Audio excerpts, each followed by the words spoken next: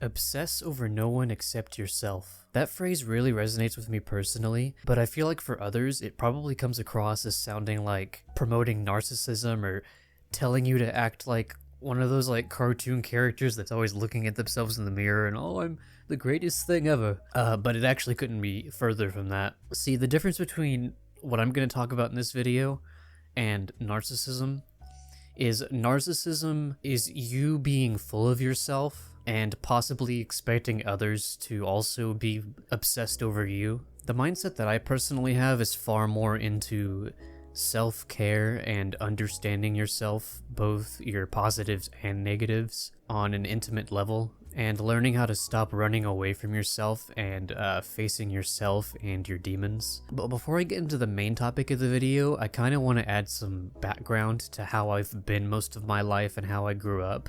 That'll add context as to why I'm so passionate about this topic. So for as long as I can remember, I've had a really hard time connecting with other people, past a very superficial, hey, I like this thing, you like this thing, that's cool, but not really being able to develop any bonds past that. And I was never really able to keep any long-time friendships, even ones that I thought back then were like, that I thought were deep relationships, actually weren't, because I didn't know what those were like. Like, for most of my life, I haven't known what a close human connection is like. And I'm 25 right now, and I only really broke out of that maybe a couple years ago. So I've been through all kinds of different mindsets throughout my life. I mean, I've been in places where I didn't really care too much about having friends. I didn't feel like I needed any. I just wanted to, like, sit around and play video games all day. I was just like whatever about it. I had phases where I was extremely lonely and I was craving human connection, but I didn't even know what that looked like. So it felt like this unquenchable thirst that I wasn't ever sure if I'd be able to quench or not. I've had phases where I hated everybody, I hated the world, I blamed the world for all of my problems. I never, looked within and was able to recognize any of my own flaws. I was terribly closed off. I had a really long, like multiple years long period in my life where I assumed that friendship and like real human connection were only things that you could see in like movies and that wasn't actually something in real life. If you can't tell by now, I was a very sheltered kid. I based a lot of my viewpoints on the world based on what I saw through a screen. And not just that, but I also based it off of mostly the negative experiences I had growing up. I grew up in a family that went to church a lot, and at least from my experience, because we went to very, very many churches, like literally too many to count. And from my experience, I'm sure they're not all like this, but from my experience, churches are just full of holier-than-thou people who are judgmental, and what they'll say is if you're not perfect in God's eyes, then you're terrible, but what they mean is if you're not perfect in their eyes. So people like that were generally like my idea of how people are in the world outside of like some family members. That's why I went such a long time being convinced that there was no such thing as a good friends, good connections, because my experiences with people were people who were not good people. And to kind of bring it back around, that's what caused me to be such a shut-in my whole life. I don't know if anybody can relate to that, like having like overwhelmingly negative experiences with the vast majority of people throughout your childhood, making it to a point where you're just convinced that everyone's like that, or at least most people are like that, and it's not worth forming human connection because nobody's ever really gonna get you, like nobody's ever really gonna care about you in the way that you would like. For me, I didn't even know what I would have liked out of people. Like, I just didn't know what it felt like to have genuine connection. So with all of that in mind, let's go to, I want to say late 2021, 2022, early 2022. I was working at a job where it was pretty much just a lot more of that. It was negative experiences with people in a different way. These people weren't the same, like, judgmental, churchy people. These guys were just, thinking back on it, they're not really bad guys. They just are not the kind of people that someone like me should be around. Basically, me being a possible neurodivergent, I'm not diagnosed with that, but I assume I am, just based on how I am. Neurodivergent in an overwhelmingly normal divergent, whatever the fuck you call them, workspace. So it was a lot of like grab ass. You know, it was a lot of men, a lot of grab ass, and a lot of like personal space being invaded. A lot of, you know, hey, let's go to the strip club and get STDs, and you likely know the kind of people I'm talking about. Very, very like average American male. You know, it was that sort of work environment, and I worked there for, I don't know how I did this because I was extremely depressed and unhappy working there, but I was somehow able to work there for a year, and it eventually got to the point where I've made other videos talking about my long haul COVID disability that I have. But in the last few months of me working there, that's when that disability started to kick in, and I just was physically losing the ability to work there. But I was also getting to a mental breaking point as well, to where I couldn't take it anymore. I could no longer be in that environment. It was just mentally damaging for me. Nobody there understood me. And it's not like I didn't put myself out there. That was a point where I was very much testing the waters with my social limits. I was very outgoing, and for a while I thought that was a good thing because I was trying to be like everybody else, because that's just another mindset that I had for so long in my life. I felt like there was something wrong with me, and I felt like I needed to change with the rest of the world. I've had both mindsets. I thought the world was the problem. I thought I was the problem. I've been back and forth on it. But at that point, I was very much like an adapt or die mindset, like I need to be like everybody else. And so I used my disability as an excuse for myself. I felt like I needed it to be an excuse to my boss, but you can quit a job anytime you like. I just felt so trapped, and I didn't know what I would have done if I would have quit that job, so I just used my disability as a reason for like, okay, I need to quit because I physically can't work here anymore. And around that same time, I was watching this gacha streamer. If any of my friends are watching, you know who I'm talking about. And he was one of those streamers who very much, like, I found a lot of comfort in watching, like, very much a comfort streamer, you know? And my sort of perspective, parasocial relationship, really, towards streamers, up to that point, was very much, like, idolization and looking up to these people and being very envious of their lifestyles, wishing I could do what they were doing. So needless to say, I looked up to this guy a lot, and he would talk about his offline chat a lot, his offline chat on Twitch. Keep in mind, this is a point where I was very, like, I'll say it, I was traumatized by working at that job that I was just about to quit, because the people there were just complete opposite personalities of me. So I didn't know this at the time, but I was about to do a big over-adjustment. Instead of trying to fit in with those people, I was trying to find people that, again, I had no, like, real sense of identity. I'd been trying so hard my whole life to find out who I am. So when I finally took the plunge and interacted with this guy's offline community, I loved it there. Everyone was so sweet and welcoming. It was very much a place where you could just express yourself with like no limits and just be accepted, unless you were an asshole, which we'll get to that later. And I felt like I finally found my place.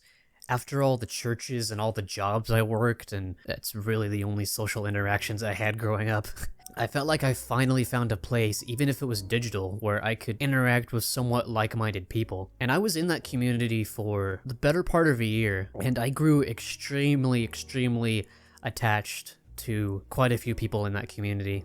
Like, the community as a whole, I saw as like my savior. Even the people that I wasn't that close with, I just had this like deep, deep reverence and affection for, because I felt like they literally saved my life, because I very much did not want to be alive when I was working at that job. I just felt like I was at my breaking point. Like, I felt it was like I was getting nothing out of life. Everything just felt like it was repeating itself. The feeling of like loneliness and like nobody cared. Nobody was really connecting with me. So I'm going to talk about the dangers of projecting yourself and having confirmation bias with online relationships. You can also do this IRL, but it's even easier to do when you're just talking to people through voice chat and you can't see their face, or even worse, when you're just talking to people through text and the meaning of the things they can say can get lost. This video is going to expose me hard, but I'm really passionate about this topic, so fuck it. So for a lot of the people in that community, like I said, I grew very over-attached to them, and what I thought were strong bonds were actually bonds that were paper thin and very, very like as fragile as glass, like built on a foundation of glass. The most notable example of all of this was there was like there was like little subsections of this community. It's a pretty big community. There's little subsections of it where like I would hang out with this group of friends and that one and that group of friends. Sometimes we'd all get together, and there was quite a few of us that were playing in a Minecraft server at one point. And there was this one guy. I'll keep it a buck 50. I'm not even sure how to explain this, but I'm just gonna talk about it. I had a very negative outlook towards men, like manly men, like men that weren't femboys or like trans, basically. I had a very negative outlook towards them, probably from that job I worked where it was a lot of like quote unquote masculine men, just, you know, a bunch of like, you know, like men, like sweaty, like, you know, smelly men. I was just very like burnt out on the idea of them, I guess. I don't know. I was more wanting to hang out with like girls or like effeminate men around this time. And there was a guy in that little Minecraft group that we had who, I mean, there was a few people like that, but this guy for some reason just like really pushed my buttons. If I were to interact with him now, I wouldn't be thinking this way anymore, but I'm just going to tell you how I used to think about him. So to me, he was very, very, very yappy. He loved to hear himself talk. He would never give other people the room to speak. He loved like talking over people. He loved to be like the prominent voice in the voice chat. And, you know, I was willing to tolerate this guy because, you know, I got to hang out with the other friends who weren't like that. But something was slowly happening over time that would eventually explode into something pretty bad. Some of my other friends were getting to the point where they were choosing to hang out with him over me, because he was able to put out more energy in these voice chats than I was, because my health was declining more and more over time. And at this point, I was like a crazy, like, class clown, like, loudest guy in VC, like, most active. I was always getting people together. I was very, very outgoing in this gacha streamer community. And I felt like I was being outpaced by everyone else because my health was going down and everyone else was just, you know, relatively normal in terms of like physical health. And this yappy, I'm gonna call him the yappy guy. This yappy guy was getting more attention with my friends that I was super attached with, and they were giving him more attention than me. And at the time, like, my friends were like my entire reason for getting up in the morning. Like, it was so bad that like I would literally wake up, open my phone, check Discord, and immediately DM like 5 people and tell them good morning. When I say it was bad, it was bad. Like, maybe it doesn't sound that bad the way I say it, but I was literally like not taking my own health and just myself in general into account at all. My entire every second of the day was spent thinking about, talking about these friends, and I would have like genuine mental breakdowns when I wasn't able to talk to somebody. It was really bad. Like, when I wasn't able to DM somebody or be in a voice call with somebody, I was like rolling in bed crying. And it eventually got to the point where I was lashing out at all my friends and making them feel bad for not giving me constant 24/7 attention. Because for the better part of a year, it felt like I found my place. I felt like I found my place of belonging. Like, finally I was in a place where I wasn't gonna feel lonely. I felt like my life had purpose because I could spend it with these people. But I came to find out that that sort of mindset is extremely fragile and very, very, and very much temporary. That is not gonna last you your whole life. If you spend your whole life obsessing over other people and putting your complete and utter energy into them, it's very fleeting. You're gonna break down when everything suddenly starts crumbling down with that mindset, because it's not gonna last, and it's probably not gonna last long. So it was both ways. I was losing a lot of my relationships and those like constant 24/7 like talking to people. It was a combination of people just, you know, moving on with their lives. You know, some people were going to school, some people were getting jobs. Some people, I think, were just not as enthused to hang out with me because I didn't have the same energy that I used to have. Others were very likely just getting tired of me because of the way I was lashing out at people and telling people they were horrible because they weren't giving me attention. So needless to say, I was once again losing my entire reason for being. That one thing that I felt like finally was defining my life. You know, all these people that I loved and loved spending time with. It felt like my life was gonna go somewhere from this, because I felt like this was gonna be like my window into a world of, I guess, friendship, relationship success, but also like monetary success, because I was streaming around that time too. and a lot of my friends were watching my streams, and I felt like I was going to be able to take that little core community and grow from that, because it was a lot of, we were having fun, we were doing all kinds of like making all kinds of crazy content, but then a combination of just that lifestyle not being sustainable with my health going downhill, so I wasn't able to entertain like I was doing for all that time. Everything was just coming crumbling down, and I hit that low point again, possibly the lowest I've ever been in my whole life, even worse than when I was working at that one job. But thankfully there was one little thing that was my little beacon of hope. I had taken up meditating at one point. I'd started to get into meditating like years and years and years before all this happened, but then I fell off once I got into the workforce, because I just felt like I didn't have time for anything. Like I was just so overwhelmed by working in the American workforce that I didn't allow myself to believe that I had time to spend on myself, because of work. And I was part-time. Like, I wasn't even full-time, I was part-time, and I felt like I was that overwhelmed. And then I eventually kind of dipped my toes a little bit back into meditating throughout those couple years I talked about while I was working that job, and I was, hanging out with all those friends. And I just used that as my fallback point. I was like, because I felt like I had almost nothing left. There were a few friends that were still talking to me, but they weren't the ones that I really was, like, obsessed with. They were just ones that I kind of had more casual relationships with. But other than that, I felt like I had, like, literally nothing. I mean, I was ignoring my family because I felt like my future was with my online friends, and I'd lost my physical health. Like, to this day, I can't, I'm so limited with what I can do. Even recording this video, I need to be careful with how I project my voice because it could hurt. But what that meditating did, what I discovered from meditating, was it taught me how to find all of that fulfillment and everything that I felt like I was trying to fill that void in my heart with, that void in my soul, with external things and success and people and connection. I was starting to realize that that hole can be filled by me. I can look within to find everything I've ever wanted in my whole life. And that was a concept that I just had like absolutely no grasp on, like, ever. Like, what I always felt like, and what I felt like the world was always telling me to do, was to dedicate myself to something or someone. Like, I really never took the time to consider, like, living for myself. Saying it now, it sounds crazy because I'm so far into a new mindset now, a much happier mindset, that I'm actually struggling to remember exactly how I felt most of my life, despite the fact that that's what defined me for so long. That's just how far I've come in really a short amount of time. So for about the last year, I'd been trying to focus on trying to look within and find that fulfillment and happiness that I'd been looking for in outside sources within myself. And that does not come easy. It takes a lot of patience, a lot of pain. When I say facing your demons, I mean facing your demons. Like, it literally feels like hell. Like, trying to face the trauma that you've been through your whole life. And I didn't even realize what a lot of my problems were. I didn't realize what needed to be solved in my life.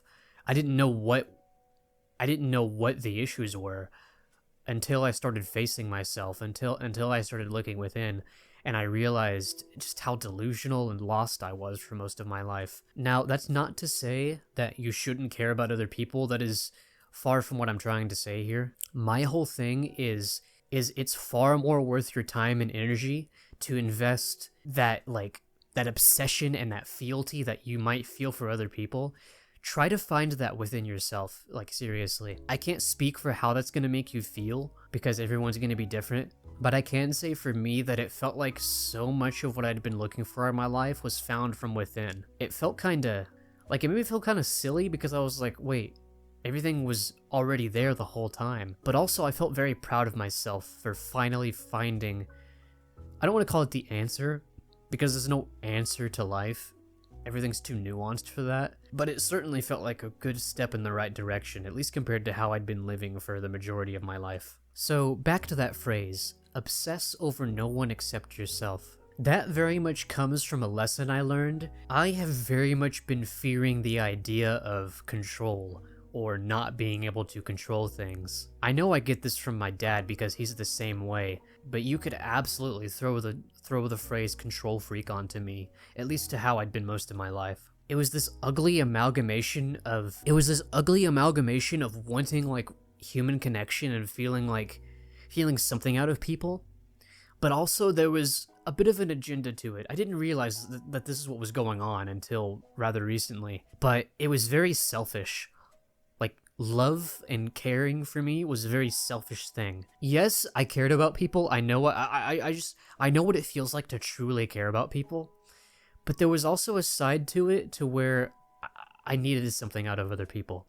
I needed people to do something for me.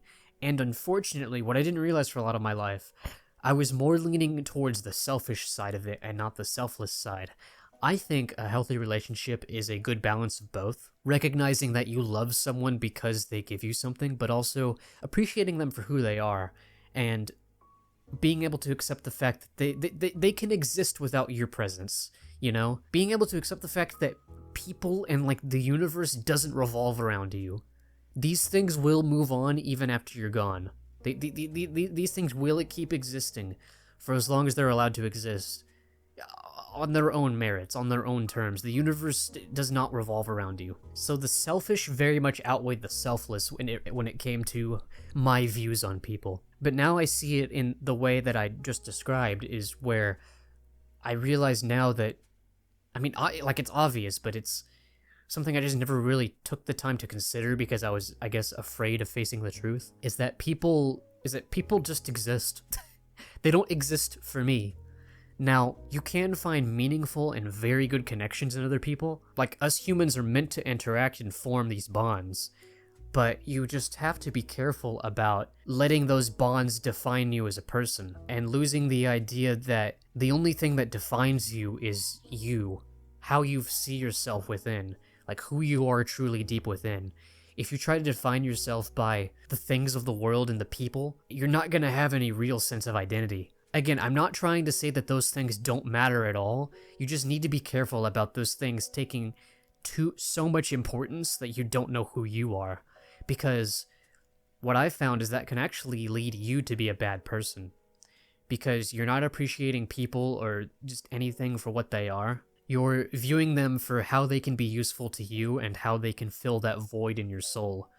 So that's why I think it's better to take that energy, that overwhelmingly, like, boundless energy. I don't know if other people have this, but I know I have it, to where you want to put into obsessing over other people, and learn to direct that into yourself. And so the point I'm at now, I have a great, like, relationship with myself. I can genuinely, I've said this in other videos, but it seems like the topic always comes back to this. I can genuinely say without any shadow of a doubt that I love myself and I am very proud of who I am today. And in regards to my relationships with others, I don't have a whole lot of friendships anymore. I don't, like, drown myself in constantly DMing people and, you know, hanging out with people like I used to.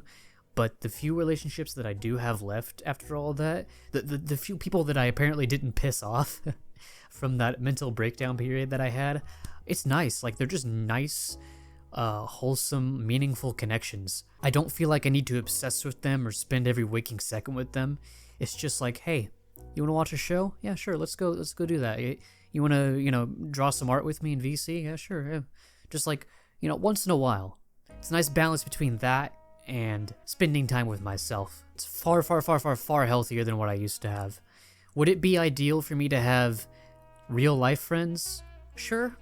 And maybe if I can get my physical health back to being to a point where I can get out, and I don't know where I'd go, but maybe try to find real life friends to hang out with, then yeah, sure, I'd love to give that a try. It's just not possible for me right now with my health issues. So kind of just gotta take what I can get right now with my online relationships. I'm at a point now where it definitely is plenty to have the few working relationships that I have right now, but I'm starting to crave more. I think I need more friends because there are certain things that I'm passionate about that my current friends aren't passionate about, and I need a way to express that stuff and talk about that stuff with others who are just as passionate about those things as I am. People that are willing to have deep conversations about certain things that I would like to have conversations about. So right now I'm trying to look into other communities and see where I can find people like that. It's really, really, really hard for me to form new bonds and make new friends. Things that are easier for most people are extremely hard for me. But I guess the takeaway for this video is to say that if you spend time on yourself